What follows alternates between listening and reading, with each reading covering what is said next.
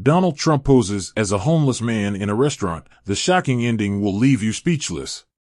The clock on the penthouse wall read 3:47 a.m. Donald Trump sat slumped in his black leather chair, staring out at the dazzling lights of Manhattan through the floor-to-ceiling windows.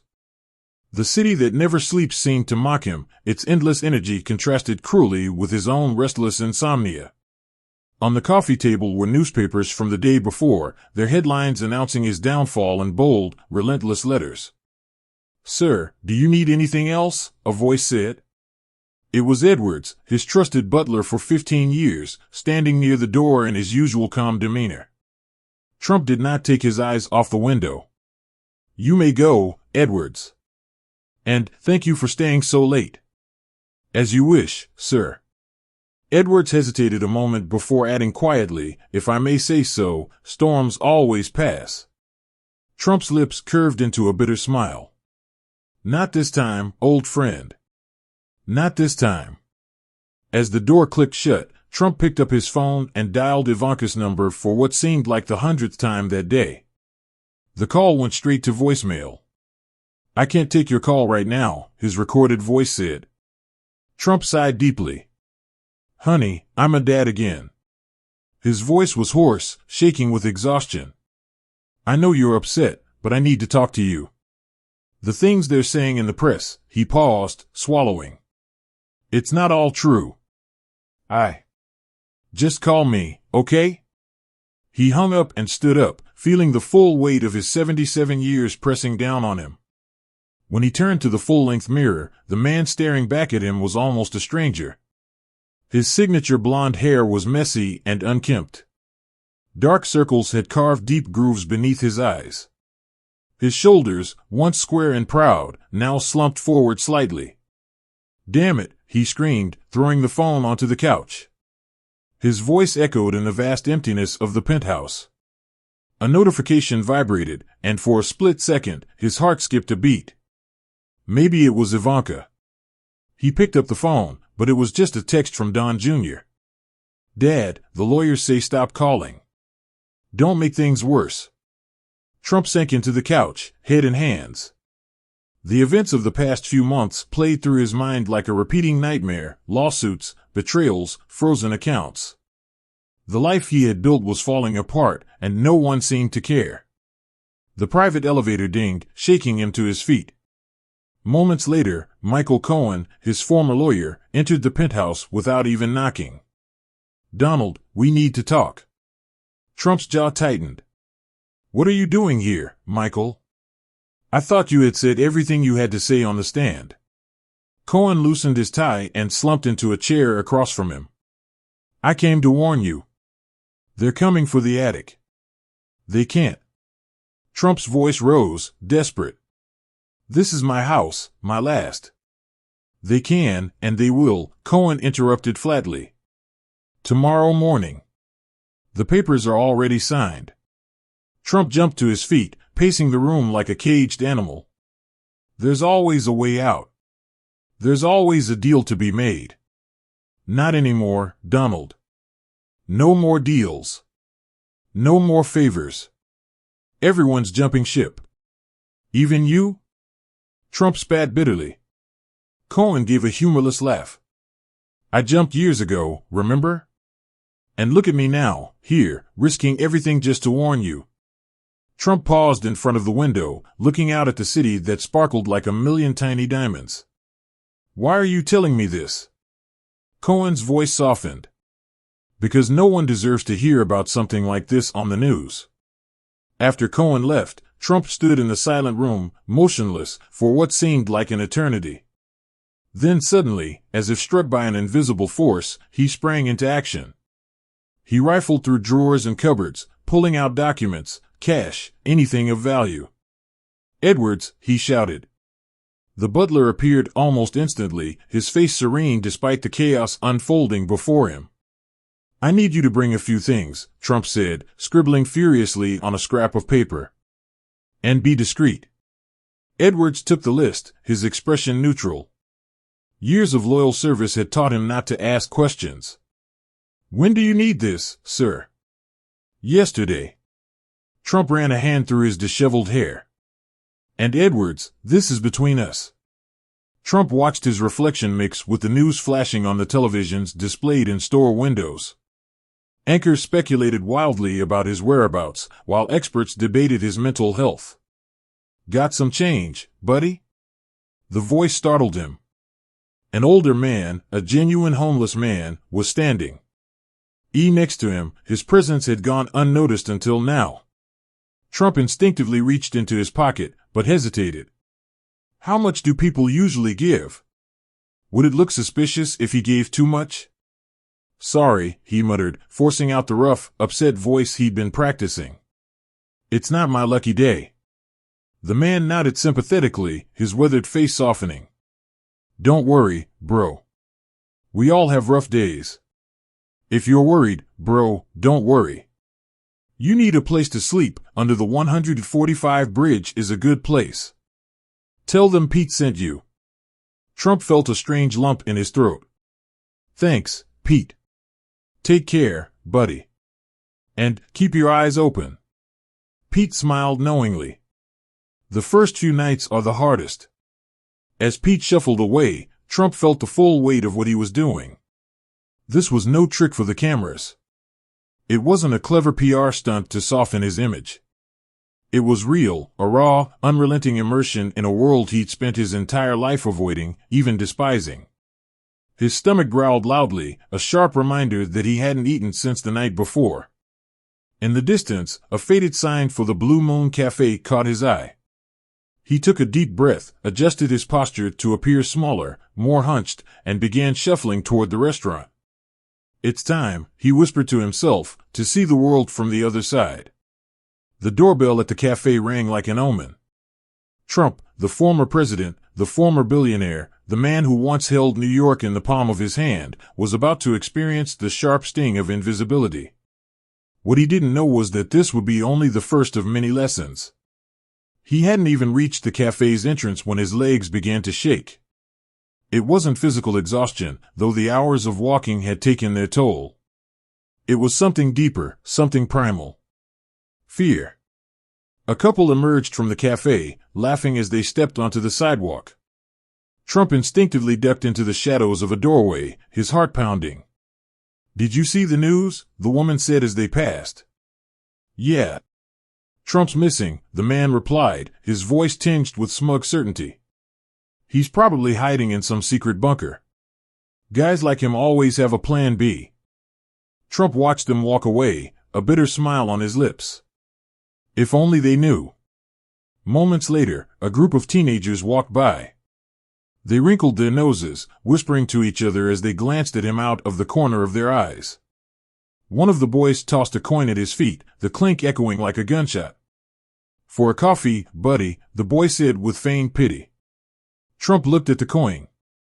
Once, he had been the one throwing money at others, always making sure the cameras caught his generosity. Now, that single quarter was a symbol of everything he had lost. He bent down to pick it up, wincing as his knees creaked loudly. He stuffed the coin into his pocket, swallowing what little pride he had left. Hey, you! The gruff voice startled him. Trump turned to see a burly security guard standing across the street, staring at him. You can't stay here. You're scaring away the customers. I was just taking a break for a moment, Trump muttered, his voice shaking with rehearsed fragility. Rest somewhere else. Go ahead. Under the guard's burning gaze, Trump shuffled away. He stopped just outside the cafe, staring out the window. Inside, families laughed over dinner, couples leaned in to talk, and ordinary people went about their lives without a second thought. One woman noticed and frowned. She whispered something to her husband, who glanced briefly at Trump before shaking his head. It's a shame, someone behind him muttered. There are more of these guys around here every day. Trump turned away from the window, feeling like a ghost in a city he had once ruled. He sank onto a nearby bench and pulled a small mirror from his pocket, a birthday gift from Ivanka. He examined his costume carefully. The dirt and makeup were still intact, the convincingly unkempt dyed hair and worn clothing completed the look. A memory hit him suddenly, sharp and unrelenting. Years ago, he had ordered sprinklers installed on the outside of one of his buildings to prevent homeless people from sleeping there. It's bad for business, he had said, brushing off the objections. His stomach growled again, louder this time. He looked up just as a man walked out of the cafe and tossed half a burger into a trash can. Trump's gaze lingered on the wasted food, a sight he would have ignored without a second thought in his previous life. "Sir?" Her soft voice made him look up. A little girl stood in front of him, holding a melting ice cream cone. "Here," she said.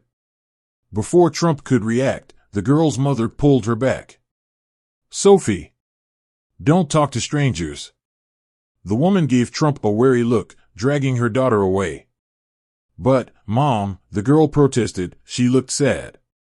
The word stung, echoing in Trump's ears long after they were gone. Sad. Was that what her face reflected now? Or was it something deeper, something more broken? The doorbell at the Blue Moon Cafe rang again as he finally worked up the courage to enter. The warm smell of coffee and fresh food enveloped him, at once inviting and cruel. Heads turned briefly in his direction, but quickly looked away, as if lingering too long could be contagious. A young waitress spotted him and disappeared into the back. Moments later, an older woman appeared. Her gray hair was neatly tied back in a bun, her name tag reading S. "Can I help you?" she asked. Her voice was calm, neutral, but not cruel. Trump opened his mouth, but made no sound. For the first time in his life, Donald Trump, the man known for his confidence, for always having something to say, was at a loss for how to speak. "Frank," Sarah called toward the kitchen, her voice firm but warm, "do you have any soup left for the day?"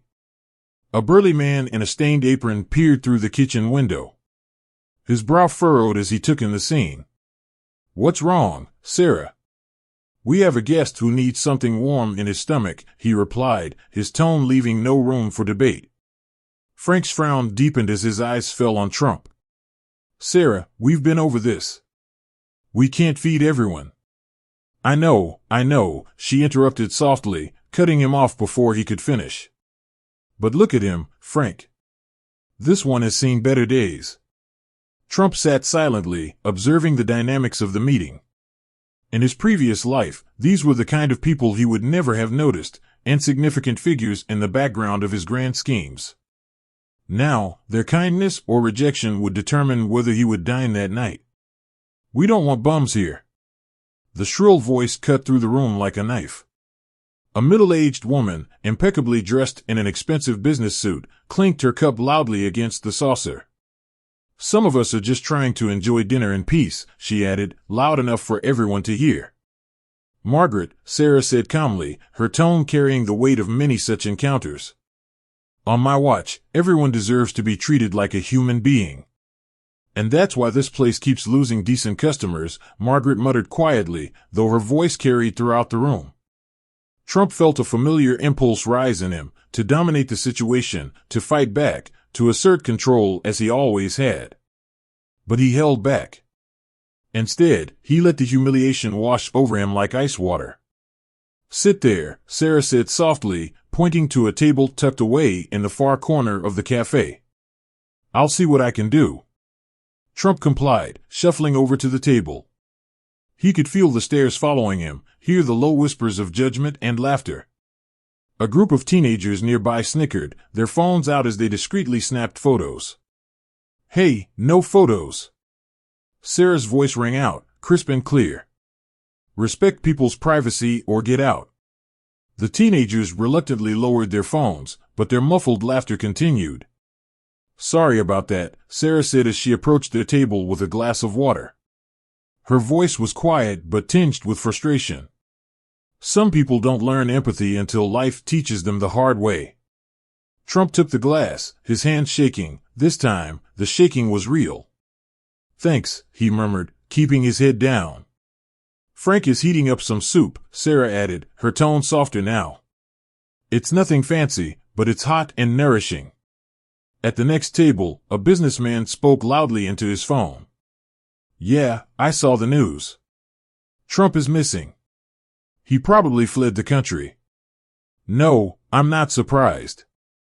Guys like him always run away when things get tough. Trump's grip on the glass tightened until his knuckles turned white. Don't mind them, Sarah said, her voice soft but firm as she noticed his reaction. People love to talk when they don't know anything. The irony of her words almost made him smile. A moment later, Frank appeared, carrying a steaming bowl of soup and a thick slice of bread. Despite his brusque appearance, he put down the food with surprising finesse. Here you go, he said quietly. It's not much. It's more than enough, Trump interrupted, his voice soft. He hoarse with suppressed emotion. The aroma of vegetable soup wafted up to meet him, rich and simple. At any other time in his life, he would have turned down such a humble meal. Now, holding the warm spoon in his hands felt like a luxury he didn't deserve. The bell above the door rang again and a group of office workers came in, laughing and chattering loudly. Did you see the homeless man? One of them said, not even bothering to lower his voice. This place is really going downhill. Shut up, Tom, a woman snapped back.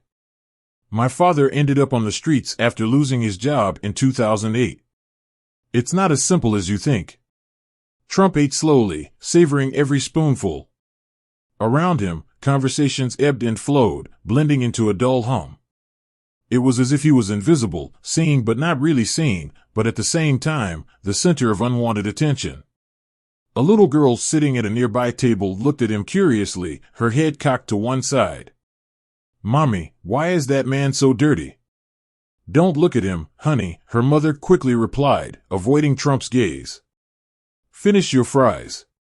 The little girl ignored her mother. She took some fries in her small hand and walked over to Trump's table. Do you want some? She asked in a sweet, innocent voice. Sophie, the mother exclaimed, horrified, rushing to pull her daughter away. Get back here right now. Trump looked at the little girl, a lump growing in her throat. Oatmeal. She reminded him of Ivanka when she was that age, so trusting, so free from the world. Thank you, little one, he said softly, forcing a smile. But you should share them with your mommy. The mother dragged Sophie back to her table, muttering under her breath about not talking to strangers. Kids, Sarah said, checking back on her. She smiled slightly. They're the only ones who actually see people. Trump nodded, unable to speak because of the lump in his throat. Do you have somewhere to stay tonight? Sarah asked, lowering his voice. I'll find a place, Trump replied, thinking of the cheap hotel he'd scouted earlier. Sarah hesitated, then sighed. There's an alley behind the restaurant. Frank leaves empty boxes there. It's not much, but it'll keep you dry if it rains. The suggestion hit Trump like a slap in the face. He hadn't considered that a truly homeless person wouldn't have access to even a cheap hotel. And if you come back tomorrow, Sarah continued, there are always leftovers after lunch. Why? Trump asked before he could stop himself. Why are you helping me? Sarah shrugged, her expression soft. Because no one should go hungry in a world with so much abundance. And because we're all just a few bad decisions or a bit of bad luck away from being in your shoes. Her words echoed in his mind like a drum roll. How many times had he himself widened the gap between the haves and the have-nots? As the evening wore on and the cafe emptied, Margaret approached the counter again, her heels clicking against the floor. Sarah, she said loudly, you should reconsider who you let in here. This place used to be respectable. And it still is, Margaret, Sarah replied calmly. Pity doesn't make a place any less respectable. Pity is ruining this neighborhood, Margaret replied, placing a bill on the counter. Keep the change. I'm sure you'll give it to him. Trump watched the exchange, hearing his own voice reflected in Margaret's words. How many times had he dismissed people like her as undesirables? A rumble of thunder outside and rain began to beat against the cafe's windows. It's going to be a rough night out there, Frank muttered as he cleared a table. Trump finished the last spoonful of soup, each bite a humiliating reminder of his new reality. Hold on, Sarah called as she headed for the back door. She handed him a paper bag. A sandwich for later. And there's a church on 43rd Street that serves breakfast at 7 a.m. Trump took the bag, feeling its weight in his hand. Such a simple gift, but it felt more valuable than any deal he'd ever made. "Thank you," he said quietly. For the first time that day, the tremor in his voice wasn't feigned. The rain greeted him as he entered the alley, soaking his worn clothes and splashing the cardboard boxes. Frank had mentioned that the boxes were stacked against the wall, offering precarious shelter. Trump sat on the damp floor, his back pressed against the restaurant's cold brick wall. The rhythmic patter of the rain mixed with the distant clatter of dishes being washed inside, creating a strange urban symphony. He pulled the sandwich out of the crumpled paper bag, inspecting it in the dim, flickering light of the alley. Whole wheat bread, a slice of turkey, and some lettuce, a simple, clean sandwich. He felt it probably cost just a few dollars. In his tower, he had discarded hundreds worth of food because it wasn't at the exact temperature he liked. The absurdity of it all hit him like a blow to the chest. A stray cat, thin and wary, crept out of the shadows, its eyes fixed on the sandwich. Trump hesitated, then tore off a small piece of turkey and handed it to the cat. "You didn't choose to be here either, did you?" he muttered. The cat crept closer, its movements deliberate, before grabbing the morsel and devouring it. It stayed close, its confidence wavering but growing. Before Trump could offer another bite, the back door of the restaurant creaked open. Sarah stepped out, holding a garbage bag. Her eyes landed on Trump, who was still sitting there, hunched against the rain-soaked wall. He paused. "It's going to be a cold night," she said, looking up at the tearful sky. Trump didn't respond, unsure if the words mattered. Without further comment, Sarah reached into the bag she was carrying and tossed something to him. It landed in his lap, an old blue blanket, frayed at the edges but thick enough to provide warmth. "It was my son's," she explained, her voice soft. "He doesn't use it anymore." Before Trump could stammer out a response, Sarah turned and disappeared into the house. The door clicked shut. The blanket smelled faintly of fabric softener, a homey scent he hadn't noticed in years. He draped it over his shoulders and felt its warmth seep into his bones. It was worn, with a few holes scattered here and there, but in that moment, it felt like the most valuable thing he'd ever touched. The cat, emboldened. Now, saddled up and curled up beside him, her small body was an unexpected source of comfort. Trump tore off another piece of the sandwich and offered it to her. The cat accepted it without hesitation. He let out a sigh he hadn't realized he was holding, and his eyes drifted to the kitchen window, where the faint silhouettes of Sarah and Frank moved. Through the glass, he heard their muffled conversation. "We can't save everyone, Sarah," Frank said gruffly, his voice tinged with exhaustion. "I'm not trying to save everyone," Sarah replied quietly. "I'm just trying to do the right thing. One person at a time." Trump closed his eyes and let the voices and the rain lull him. He was exhausted, physically, emotionally, and spiritually. In a few hours, he would have to decide, continue his experiment or return to his old life. But for now, wrapped in a borrowed blanket, sharing his dinner with a stray cat, he experienced a strange peace that none of his luxuries had ever provided. The night was slow and cold. Trump jolted awake to the sound of glass breaking nearby. His heart pounded as two figures emerged from the shadows, their movements predatory and deliberate. "This is our territory," a raspy voice growled. "We don't like newcomers." Trump tensed instinctively, his hands reaching for a phone he no longer carried. The cat hissed beside him, first standing on end, before scampering off into the darkness. "I don't want any trouble," Trump said, forcing his shaken voice to remain steady. "I'm just passing through for the night." A harsh laugh rang out. "Everyone's just passing through," the taller figure said, his gaunt face illuminated by a nearby streetlight. "But there are rules on the street, buddy."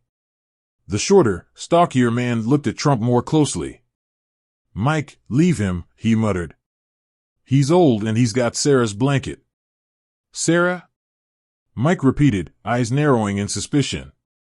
"She gave me something to eat," Trump replied, his fingers tightening on the blanket. Mike moved closer, scrutinizing him. After a tense pause, he shrugged. Sarah's got a good heart. Too good for this shitty world. If she helped you, I guess you can stay. Just don't cause any trouble. I won't, Trump promised quickly. And if you see the cops, Mike added, they were never here. Trump nodded, remembering how the streets worked from his days as a developer, a world where rules existed, even among those society ignored. What's your name? Mike asked, his tone slightly softer. Trump hesitated, then offered the fake name he'd prepared. John. John Barron. Mike snorted weakly. Well, John Barron, first night on the streets, huh? Is it that obvious? The burly man chuckled darkly. You still have that look on your face, like you can't believe you're here. It'll pass. The three of them sat in silence for a while, the rain a constant background noise. In the distance, police sirens wailed, accompanied by the barking of restless dogs. Mike finally. He suddenly broke the silence. What brought you here? He asked, lighting a crumpled cigarette. Trump hesitated, choosing his words carefully. I lost everything. Business, family. Bad decisions. Mike gave a humorless laugh. Welcome to the club, buddy. I was an accountant once. I had a house in Jersey, a wife, 2 kids. Then came the crack. Once you get going, well, you know how it ends. The other man, who introduced himself as Ray, nodded solemnly. I was a veteran. 3 tours in Afghanistan. PTSD. The VA gave me enough pills to knock out a horse, but not enough real help. Trump listened silently, his words laden with pain. There were stories he would have dismissed before, loser stories, as he might have called them. Now, sitting there, they were impossible to ignore. The back door suddenly opened and Frank appeared, staring at Mike and Ray. You bothering the new guy? Easy, Frank, Mike said, throwing up his hands. We're just talking. Sarah says if you want coffee, there are leftovers, Frank muttered. Inside the kitchen, Sarah poured coffee into chipped mugs and handed one to Trump. Looks like you've already met the welcoming committee, she said with a tired smile. Trump accepted the mug, the warmth a stark contrast to the cold outside. The coffee was strong and bitter, but at that moment, it tasted like heaven. Ray blew on his coffee. Sarah's an angel, you know. The only one who treats us like people. I'm not an angel, Sarah replied softly. I'm just doing what anyone should do. Trump took a sip of coffee, the words lingering in his mind. What should anyone do? And why had he never asked himself that question before? When he returned to the alley later that night, the cat reappeared, curling up beside him as if it had always belonged there. Trump looked at Sarah's blanket, feeling its weight in more ways than one. It wasn't just fabric anymore, it was a symbol of kindness, of humanity, of everything he'd forgotten. You know, he whispered to the cat, in my other life, I had a $50 million penthouse. Now I'm sharing a sandwich with you. Oh, you. The cat purred softly, unimpressed by his wealth. Trump smiled slightly, pulling the blanket tighter as the rain continued to fall, a silent lesson unfolding in the darkness. Good morning, John, Sarah greeted warmly, her breath visible in the cool morning air as she poured him a steaming cup of coffee. Trump, John, as he was known here, nodded from his usual spot in the corner. It had become his corner now, a strange source of comfort in a world turned upside down. Her once soft and manicured hands now had real calluses, the kind earned through hardship rather than gym weights or golf clubs. The disguise no longer felt like a mask, it had become something deeper, something truer. We have extra pancakes today, Sarah whispered, sliding a plate in front of him with a conspiratorial smile. Frank screwed up an order. From across the cafe came Margaret's high, familiar voice. Sarah. Can you explain why you keep feeding this individual? Her words dripped with disdain, each syllable pointed like a dart. Sarah took a deep breath, as if she had rehearsed this moment many times. Margaret, we've had this conversation before, and we'll keep having it until you understand. Margaret stood suddenly, her purse slung over her shoulder with practiced indignation. "You're ruining this place." Before Sarah could respond, Frank emerged from the kitchen, his imposing figure blocking the light. "No, Margaret. This is my restaurant. My rules." Margaret blinked, stunned. "I thought Sarah owned the place." "She's my sister," Frank snapped, crossing his arms. "And she's got more common sense in her pinky finger than you have in your entire body." A silence fell over the cafe, heavy and awkward. The other customers pretended not to hear, but Trump could see them glancing at each other, waiting for the outcome. Margaret finally snorted, "Fine. But you've lost a customer." "And we've gained our humanity," Sarah said quietly. "We'll have your usual takeout coffee ready when you decide to come back." Trump watched the exchange, something stirring in his chest. How many times had it been Margaret? How many times had he been the one judging, the one deciding who was worthy of sharing his spaces? When Sarah returned to their table, he murmured, "You didn't have to do that for me." She smiled slightly, refilling his coffee. "We didn't do it just for you. We did it for us, for the kind of people we want to be." Before she could respond, the back door swung open and Mike rushed in, his face tense. "Sarah. I need help. Ray's not here." "Okay." Sarah and Frank exchanged a look. "What happened?" "His meds. The VA changed something again. He hasn't taken anything in 3 days, he's having episodes." Trump tensed, listening intently. The VA. He had promised to fix it. How many promises had he broken? How many lives had been lost because of his failures? Sarah reached into her apron pocket. "I have some savings." "No," Frank interrupted. "We've been over this. You can't stay." "It's my money, Frank," Sarah interrupted, her voice firm but kind. "And Ray risked his life for this country." Before anyone could say anything else, Dr. Chen, a regular client, walked through the door. "I heard about Ray. I'm a psychiatrist at Metropolitan. I can help." Mike blinked, skeptical. "No questions? No paperwork?" Dr. Chen shook his head. "Sometimes bureaucracy must give way to humanity." Trump stood transfixed, watching this small community come together, people who barely knew each other, offering their time, their money, their expertise. It was a wealth he had never considered before, one that couldn't be measured in stocks or ledgers. As the day progressed, the cafe settled back into its usual rhythm. Office workers, students, and laborers came and went, greeted with equal kindness regardless of status. Trump noticed how Sarah treated everyone as if they were equally important, something he had rarely done. Frank sat for a moment of silence, wiping his hands on his apron. "You know what's funny? People like Margaret come here because it's authentic. But as soon as they see real authenticity, real humanity, they run away." Trump swallowed hard, his gaze drifting to the chipped mug in his hands. "They want the illusion," he muttered under his breath, "not the truth." By nightfall, Dr. Chen returned with good news. "Ray is stable," he reported, holding a cup of coffee Sarah handed him. "I got him a month's worth of medication. We're working on something more permanent." Mike sighed in relief. "Thank you, Doctor. It's a lifesaver." "Consider it a trade," Dr. Chen replied with a smile. "You feed the body, I help the mind." Later that night, as Trump sat in his corner of the alley, wrapped in Sarah's old blanket, he thought about the day. Mike's words echoed in his mind. What surprised me the most wasn't losing everything. It was finding out who your true friends are when you have nothing left to give. Trump looked down at his. His hands were calloused and trembled slightly from the cold. How many of his friends would still be by his side? How many would look him in the eye? The sounds of the city swirled around him, sirens, distant laughter, the hum of traffic.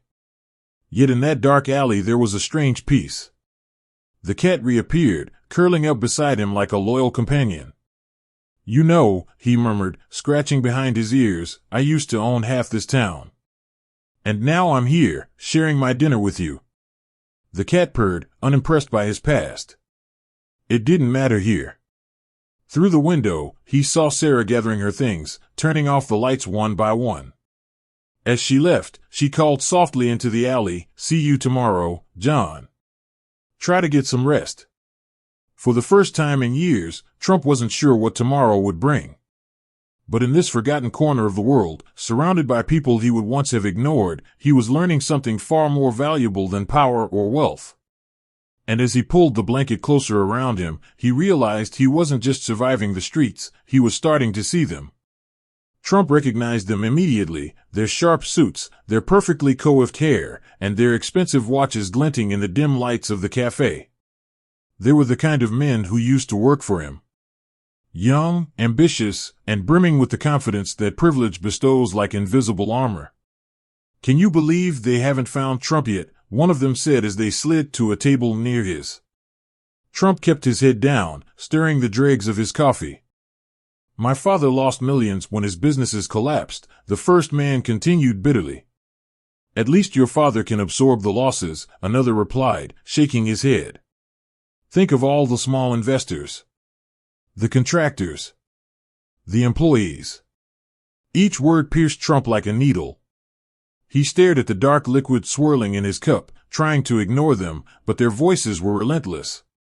"The worst part," the first added, leaning back with a smug grin. "He's probably somewhere laughing at all of us. Guys like him never face any real consequences." Trump tightened his grip on the spoon. He felt anger rising, but now it was different. It wasn't the outrage of a powerful man being insulted. It was something deeper, more primal, a shame he couldn't bury. Sarah approached his table, her voice a calm refuge. "The kitchen is about to close, John.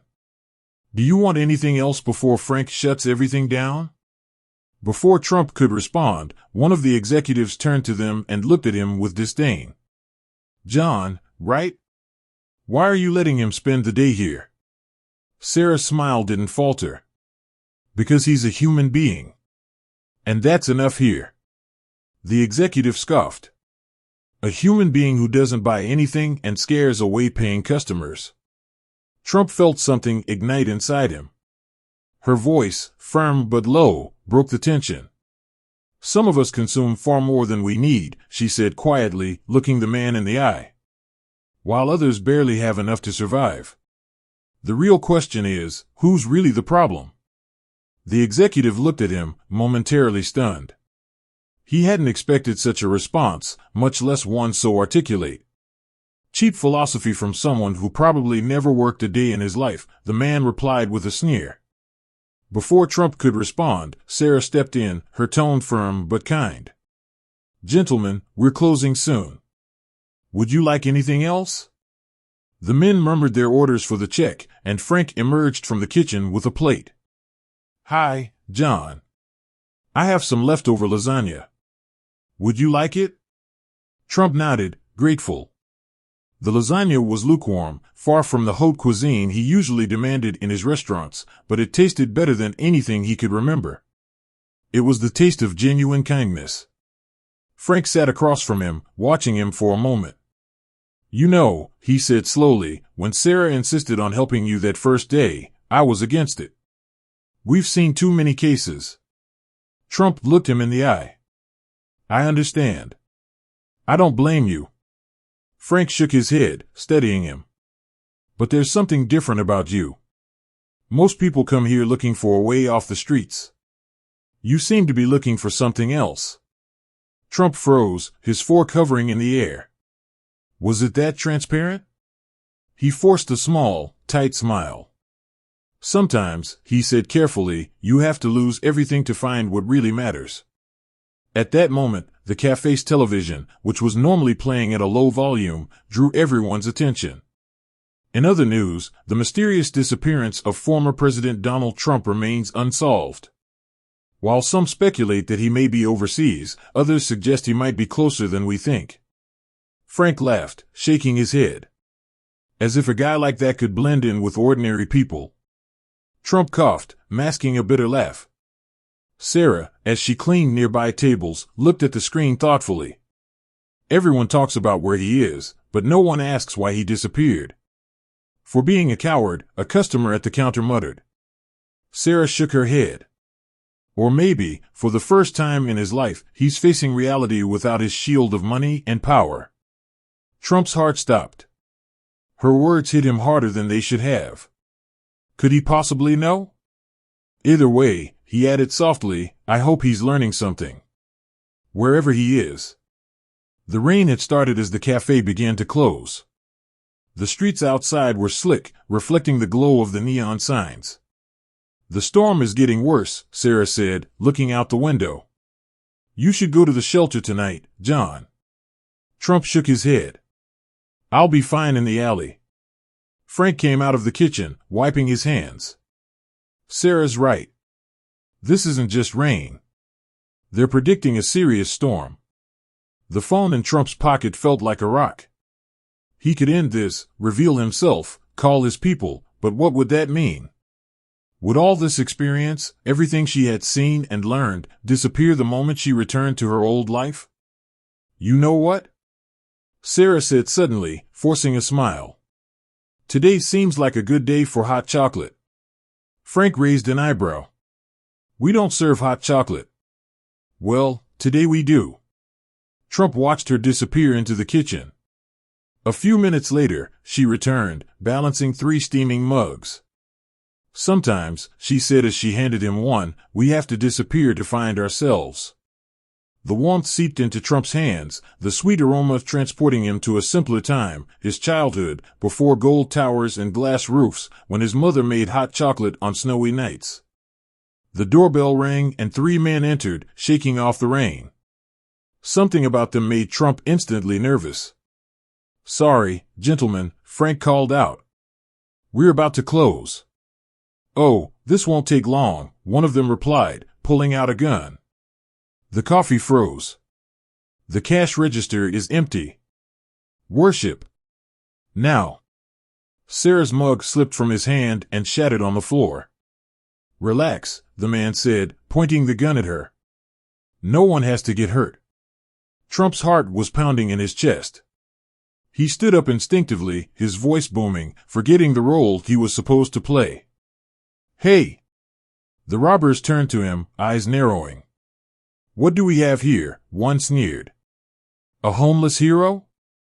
Trump stood slowly, hands steady. You don't have to do this.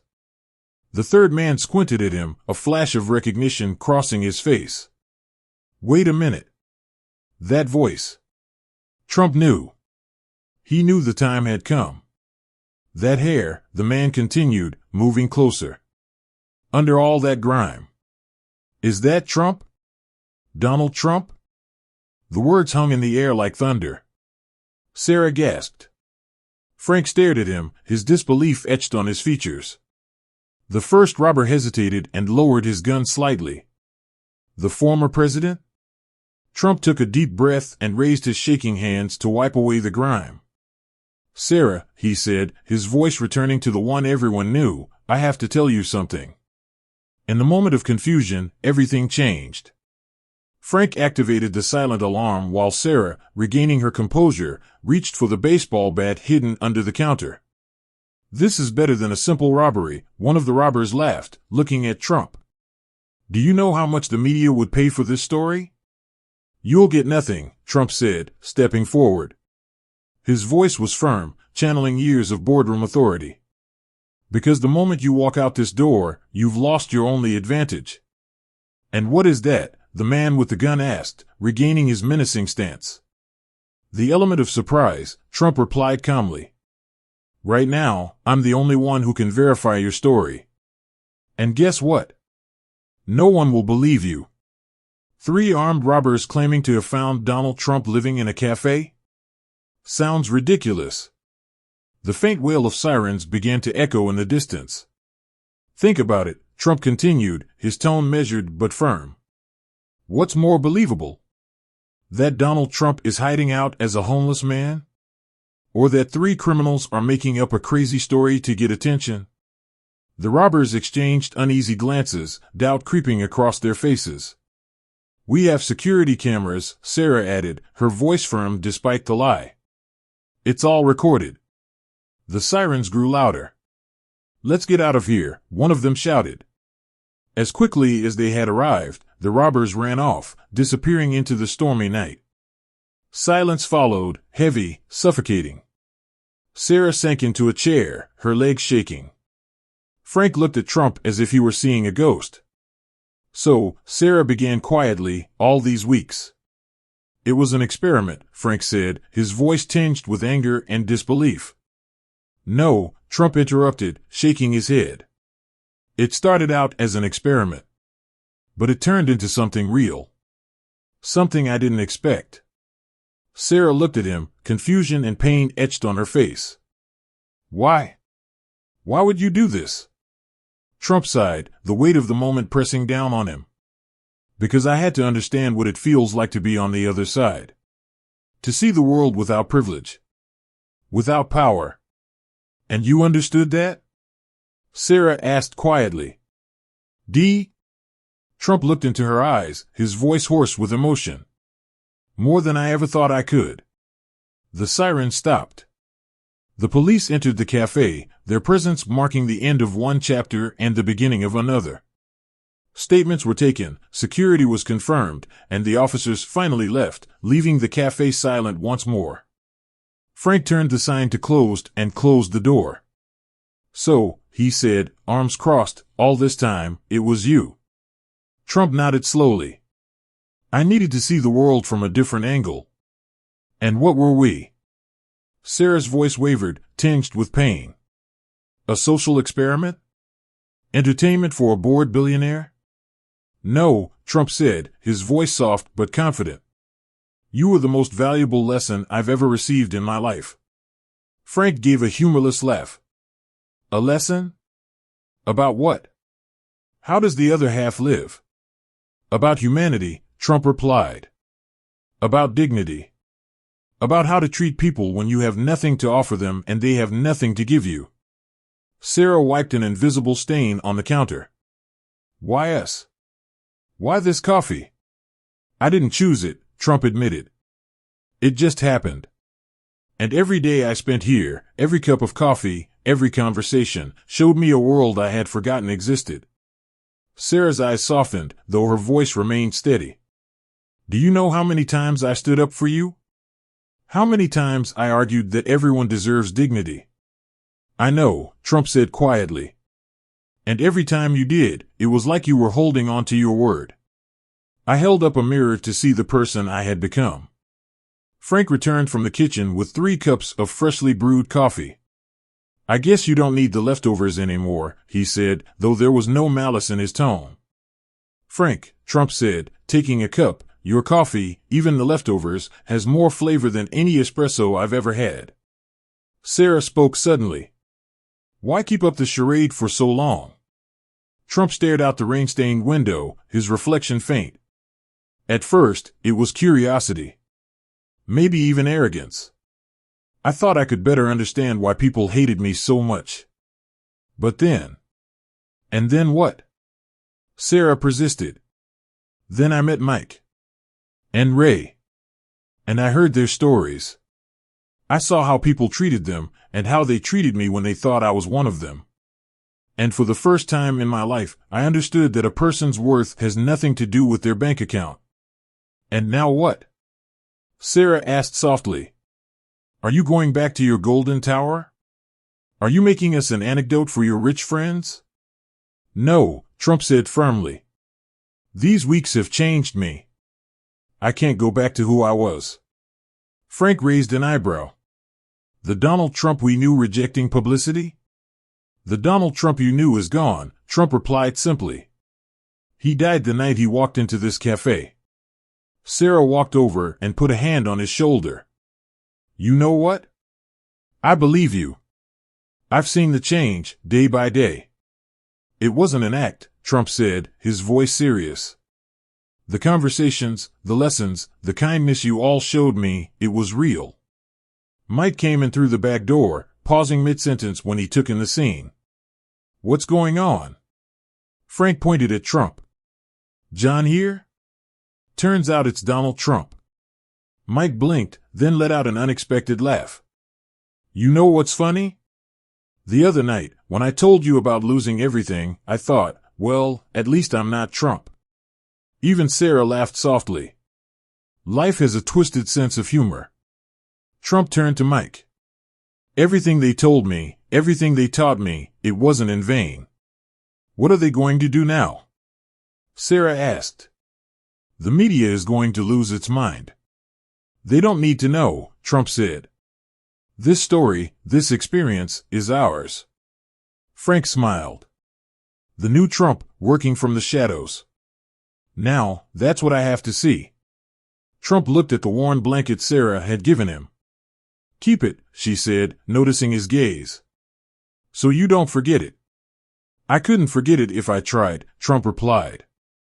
This place, all of you, have given me something that all the money in the world couldn't buy. And what is that?